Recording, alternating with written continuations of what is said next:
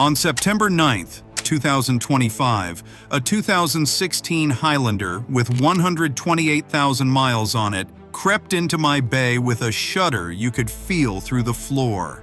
Light throttle, around 40 miles per hour. The whole cabin vibrated like the truck was rolling over rumble strips that were not there. The owner had already been to a transmission shop. The verdict was written on a folded quote in her hand.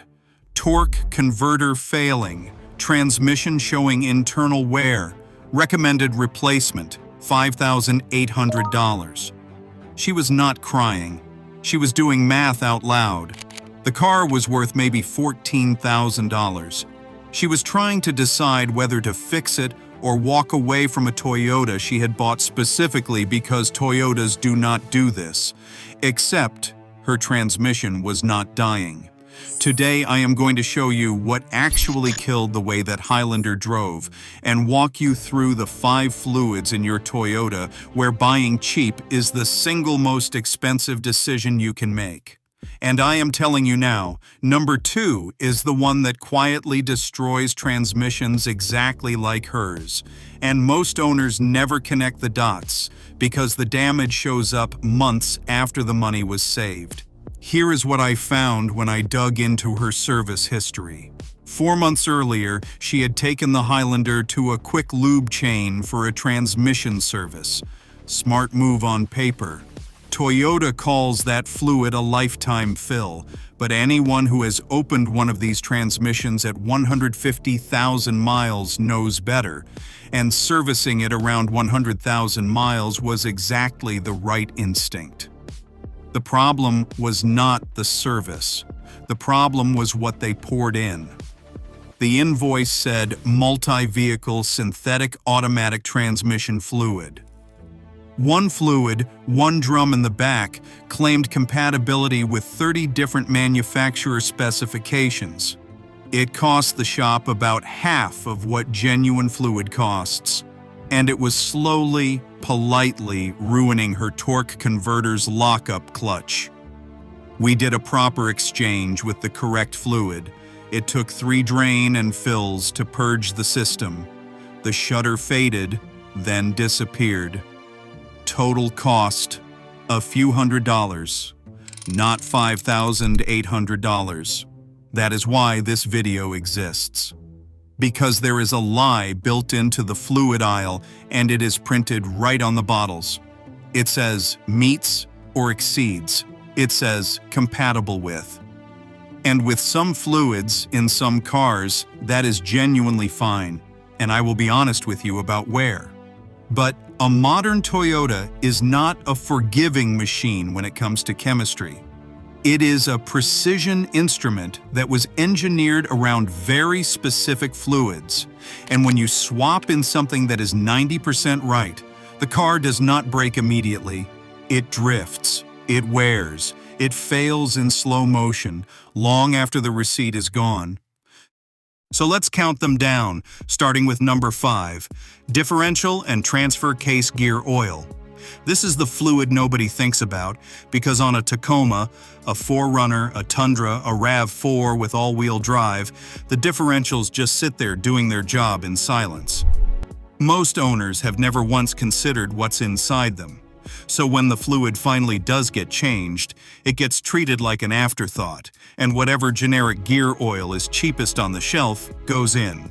Here's the issue. Toyota specifies particular viscosities and quality grades for these components, and on many newer trucks and SUVs that means a lighter 75W85 gear oil rather than the thick 80W90 that's been the default parts store answer for 40 years. Those tighter, lighter specifications exist because the internal clearances and the bearings were designed around them. Pour in bargain bin gear oil of the wrong grade, and in summer, you might never notice. But on a cold morning, that thick, cheap oil moves like honey, and for the first few miles, your bearings and gears are running on a film that isn't where it needs to be. Gear oil failures don't announce themselves. They show up as a whine at highway speed 2 years later, and by then the bearing surfaces are already scored. A quart of the correct fluid costs a few dollars more. A rear differential rebuild starts around $1,500. That's the trade you're making. Number 4 is coolant, and this is where cheap gets genuinely destructive. Open the reservoir on any Toyota built since around 2004 and you'll see pink. That's Toyota Super Long Life Coolant, and the color isn't marketing, it's a warning label. That pink fluid is a phosphate-based organic acid coolant deliberately formulated with 0 silicates, 0 borates, 0 amines, and it comes pre-mixed with deionized water so nobody ruins it with hard tap water. Now walk into a parts store and look at the universal green coolant 2 shelves down for a third of the price. The jug says compatible with all makes and models. Here's what the jug doesn't say. Many of those universal formulas contain silicates, and silicates are abrasive to the seal surfaces in Toyota water pumps. The phosphates Toyota builds in are there to protect aluminum fast, because these engines are aluminum through and through. Block, head, radiator, water pump. A universal coolant is a compromise by definition. It's trying to protect a 1998 cast-iron Chevy and a 2022 aluminum Camry with the same chemistry, which means it does neither job properly. What that looks like in my shop is a water pump weeping at 90,000 miles instead of lasting 150,000. It looks like a heater core that slowly clogs, a radiator corroding from the inside, and on a hybrid, where the pink coolant also cools the power electronics, it can look dramatically more expensive than that. And here's the part that makes it worse. Mixing cheap coolant into a system that still holds old pink fluid can cause the 2 chemistries to fight each other, and you end up with cloudy brown sludge circulating through passages the width of a pencil lead. Coolant is the cheapest fluid on this entire list, even at full price. There is no version of this math where saving $8 a gallon works out. Number 3 is engine oil, and I need to be more careful here than the internet usually is, because the truth has 2 sides. Toyota itself says you don't have to buy the Toyota branded bottle. Their own guidance is that other synthetic oils are fine as long as they carry proper ILSAC certification, that starburst symbol on the front of the container.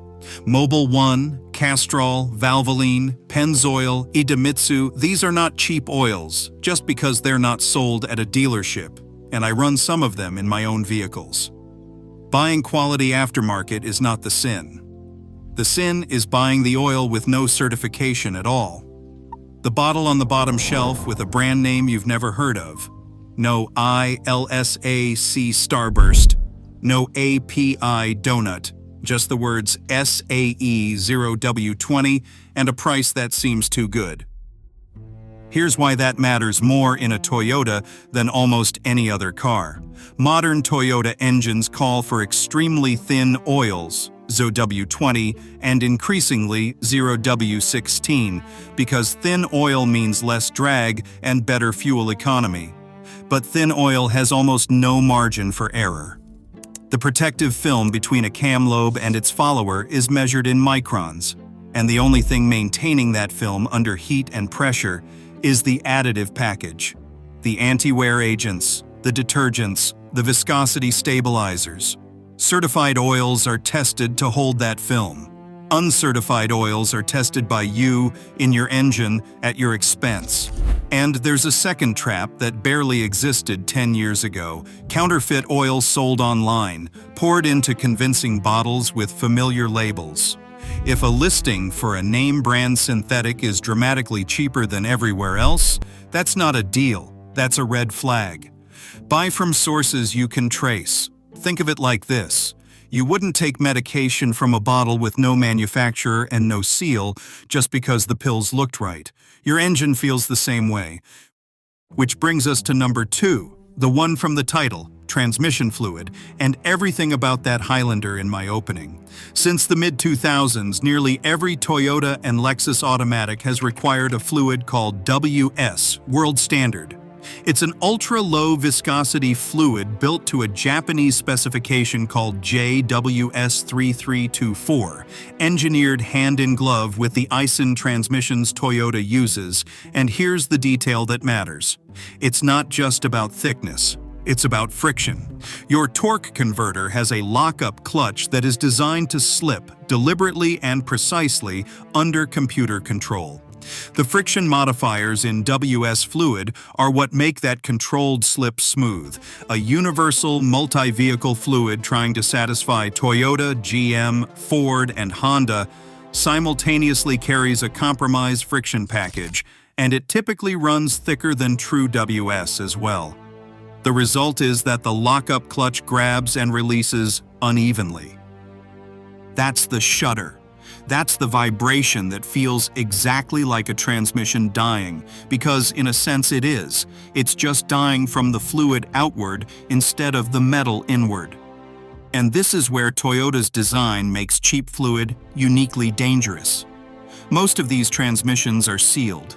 No dipstick. You can't check the fluid at a glance, you can't smell it, you can't watch it darken. Whatever a shop pours in stays invisible until symptoms appear, and symptoms can take months. By then, nobody connects the $89 bargain flush from last spring to the shudder this fall, so the diagnosis becomes worn transmission, and the quote becomes $5,800. Now, the honest caveat, because I promised you one, there are legitimate dedicated fluids from serious manufacturers built specifically to the WS standard, including fluid from Aisin itself, the company that builds the transmission. Those are real options. What I'm warning you against is the one-drum-fits-everything fluid, the Rainbow Label Universal Jug, the Quick Lube house brand. If the fluid wasn't blended specifically for the WS specification, it does not belong in a sealed Aisin transmission, full stop. And here's the uncomfortable truth about why this keeps happening. A shop that stocks one universal drum instead of 8 manufacturer-specific fluids saves enormous money on inventory. That saving is theirs. The risk is entirely yours. They will never see your car again when the shudder starts. You'll be at a transmission shop staring at a quote, doing math out loud. And number 1, the fluid where cheap isn't just expensive but dangerous. Brake fluid. It outranks even the transmission on this list for one simple reason. Every other fluid failure costs you money.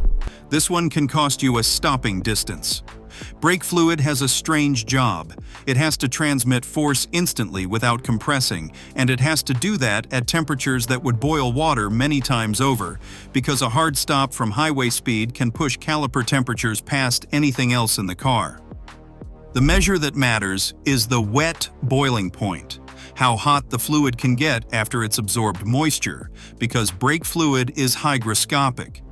It pulls water out of the air constantly, through hoses, through the reservoir cap, from the day it's opened. Quality DOT3 fluid meets its rated boiling points with margin and carries a robust corrosion inhibitor package. Bargain fluid meets the minimum on the day it's bottled, and minimums erode. Water in the fluid does 2 things. First, under hard braking, it can flash to steam, and steam compresses, which means the pedal goes soft or goes down exactly when you need it most. Second, and this is the slow killer, moisture corrodes the brake system from the inside, and the most expensive victim is the ABS actuator, a block of precision valves and passages that on many Toyotas costs well over $1,000 to replace. I have seen actuators destroyed by fluid that was left in too long and fluid that was cheap from the start. And from inside the unit, the corrosion looks identical. The bottle of proper fluid costs maybe $6 more than the cheapest one on the shelf. It protects a hydraulic system worth thousands and a braking distance worth everything. And one practical note, because it matters. Brake fluid's shelf life starts when the seal breaks. That half-used bottle from 3 years ago in your garage has been drinking humidity the entire time. Buy small bottles, use them fresh, and change the fluid in the car every 2 to 3 years, regardless of mileage. So step back and look at the pattern across all 5, because it's the same pattern every time. Cheap fluid never fails on day 1. It fails at month 8 at 30,000 miles, long after the purchase and the problem have been separated in your memory. The car doesn't break, it drifts. And Toyota's own reliability works against you here, because these cars tolerate abuse so gracefully that the wrong fluid can hide inside them for years, quietly converting a 300,000-mile drivetrain into a 160,000-mile one. Nobody ever blames the fluid. They blame age, they blame luck, the total price difference between the cheapest possible fluids and the correct ones across every system in the car, over 5 full years of ownership, is usually less than 1 single month of a car payment. That's the entire premium for doing it right. If this saved you from a bargain flush you were about to book, hit like so the next Toyota owner sees it before their quick lube appointment instead of after. Subscribe if you want more of the maintenance truths that keep these cars running past 300,000 miles. And drop a comment telling me which fluid on this list you've been buying cheap without realizing it, or better, the repair bill that taught you not to. Because the most expensive fluid you'll ever put in your Toyota is the one that costs the least at the register.